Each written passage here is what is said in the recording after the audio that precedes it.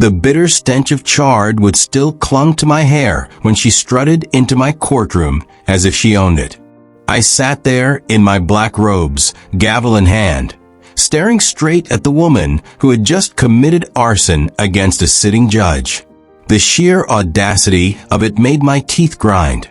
Karen Ashworth Sterling had no idea what she'd just walked into. Because when you burn down a judge's home, you'd better pray she never gets the chance to return the favor legally. And sweetheart, I was about to serve her a 5-course banquet of justice, with a generous helping of federal prison time. This self-appointed queen of the HOA thought torching my house would silence me. Instead, she lit a fire under me that would consume her entire corrupt little kingdom. I had the goods on her, every shady fine, every fabricated violation, every intimidation stunt. She had handed herself to me on a silver platter, and I was ready to carve. 6 months before my home became a blackened shell, I was Judge Miriam Blackwood. In court, I was respected, feared. Out of court, I was hollow. I had just buried my husband, Harold, after cancer tore him apart piece by piece. 28 years of marriage gone in a handful of cruel months. Our 1940s craftsman house in Pinewood Estates felt like a mausoleum. Pinewood had once been a working-class haven. Kids on bikes, retirees tending gardens, families grilling in their backyards.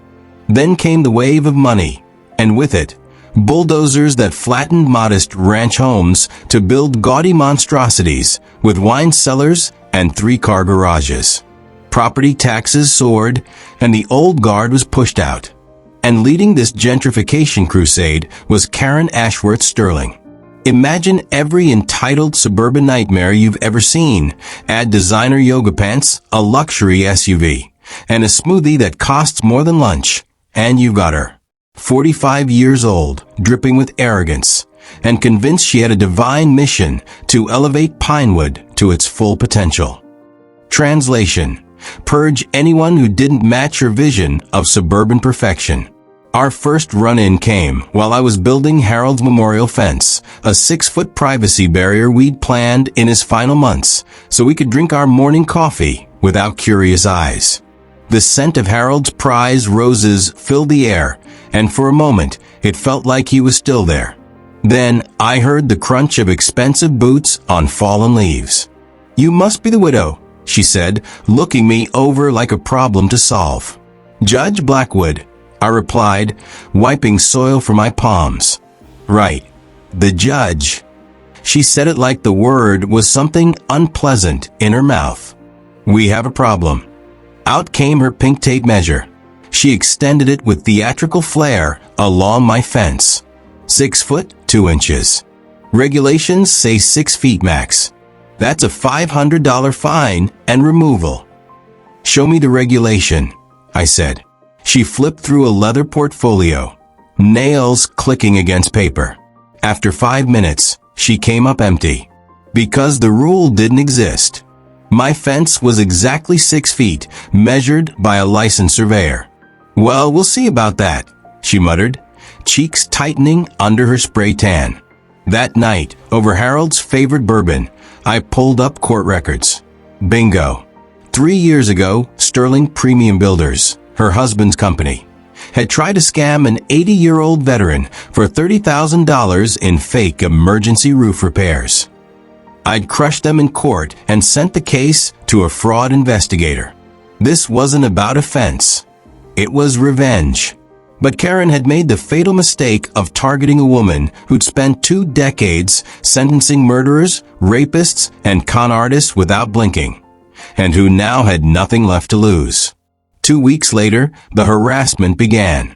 Certified letters arrived like clockwork, each in a thick manila envelope, each more ridiculous than the last. Violation number 1. Unapproved decorative garden feature. Offense. Harold's memorial stone, a simple granite marker reading in memory of love that grows eternal. Apparently, grief didn't fit Pinewood's uniform aesthetic. Violation number 2. Non-regulation mailbox color. My black mailbox had been there since the Reagan years. Now it was apparently a threat to community harmony. Violation number 3. Excessive bird feeding. My single feeder attracted cardinals, Harold's favorite bird. Watching them had become my morning ritual. Each letter demanded fines from $200 to $500, threatening liens and legal action. And each was legally worthless. You see, I know HOA law. I'd memorized Colorado's statutes during law school after my landlord once tried similar intimidation. Karen's notices were riddled with procedural violations, citing rules that didn't exist, skipping required hearings, and failing to document anything properly. So I documented everything. Photos, spreadsheets, copies of every letter.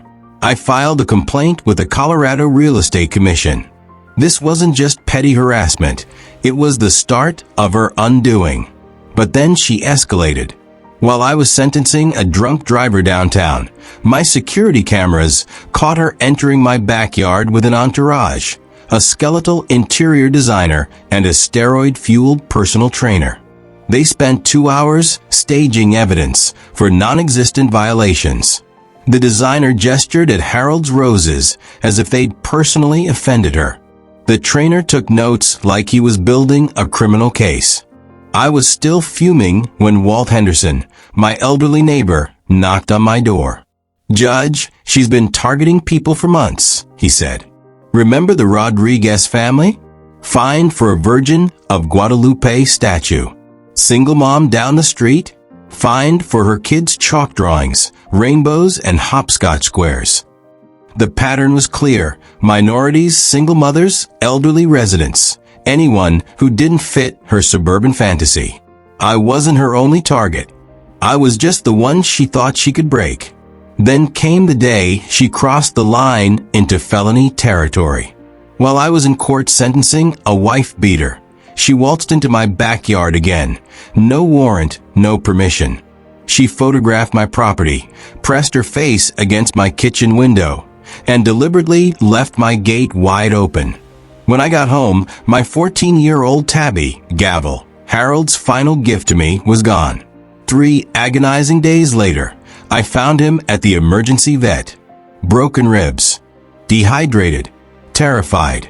The injuries were consistent with being chased by industrial leaf blowers. Security footage revealed the truth. An hour after Karen left my gate open, her landscaping crew had terrorized him until he fled and fell into a storm drain. This wasn't harassment anymore. This was attempted murder of my family. I filed criminal charges for unlawful entry and animal cruelty. Then I called Sarah Morgan, an investigative reporter with teeth. 3 nights later, Judge versus HOA, when Watchdog's attack aired on TV. The backlash was instant. Donations poured in for Gavel's recovery. Law firms offered pro bono services. The Attorney General's office reached out. And more victims came forward with horror stories. Then a knock at my door changed everything. Pat Donnelly looked like a sweet retiree, but she was a 25-year FBI veteran. She'd been tracking Karen for weeks. What she laid out on my kitchen table was staggering. Multiple fake insurance claims, fraudulent HOA accounting, false identities. Karen wasn't just harassing neighbors. She was embezzling community funds and setting up massive insurance scams. My harassment had been a smokescreen. And in her criminal arrogance, she targeted a federal judge who knew exactly how to dismantle her piece by piece. Karen thought she could silence me. A judge. A woman who had spent decades navigating the serpentine corridors of justice. She imagined that intimidation and whispered threats would make me step back. That her petty little HOA crown meant anything in a courtroom where I wore the real robe of power. But Karen didn't understand who she was dealing with. In my courtroom, the law isn't a suggestion. It's the sword and the shield. And I wield both. So when she slithered into my chambers, her eyes sharp with that smug HOA superiority, and hinted that things could get messy if I didn't back down on a zoning case, I smiled, not out of fear, but because she had just given me the opening I needed. The woman had power in the suburbs, yes. She could dictate mailbox colors and lawn heights, ruin reputations over fence placements, and make grown men cry over shed permits. But in my world, she was nothing but another bully with a paper crown. The problem for her was this: I had receipts, emails, recorded phone calls, testimonies from her own inner circle, people she had chewed up and discarded on her climb to self-appointed royalty. She thought the HOA shielded her. She thought her little empire was untouchable. She thought wrong. When I finally brought her into my courtroom, I didn't raise my voice. I didn't need to. I simply laid out the facts like an executioner sharpening the blade. One by one, her lies unraveled. One by one, her allies abandoned her. Her smile, that condescending, practiced smirk, cracked for the first time when she realized the jury wasn't on her side. They were mine, but I wasn't done. Because justice, true justice, isn't just about the verdict. It's about making sure the rot never grows back. The day after the ruling, the local news aired the story. Her empire of intimidation, gone. The HOA board, dissolved under state oversight. Her once pristine social calendar, empty. Former friends now crossed the street to avoid her. I heard she tried to attend a neighborhood gala. No one spoke to her. Not a single soul. She left halfway through, clutching her purse like it was the only anchor she had left in a sea that no longer wanted her. And me? I went back to my bench, my gavel, my work. Because people like Karen Ashworth Sterling will always exist, entitled, ruthless, and convinced the rules are for everyone but them. But as long as I draw breath, there will also be people like me, who make sure their kind never walks away clean. Gavel strikes. Case closed.